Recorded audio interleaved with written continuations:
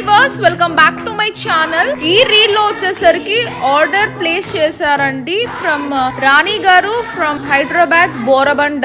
So వాళ్ళ కోసం అయితే ఈ పార్సల్ అనేది ప్యాకింగ్ చేస్తున్నాను. సో ఈ రీల్ చేయడానికి ముఖ్య కారణం ఏంటిదంటే ఎవరైనా ఆర్డర్స్ ఇవ్వాలనుకునే వాళ్ళకు ఇది అయితే యూస్ అవుతుందని వీడియో చేస్తున్నానండి.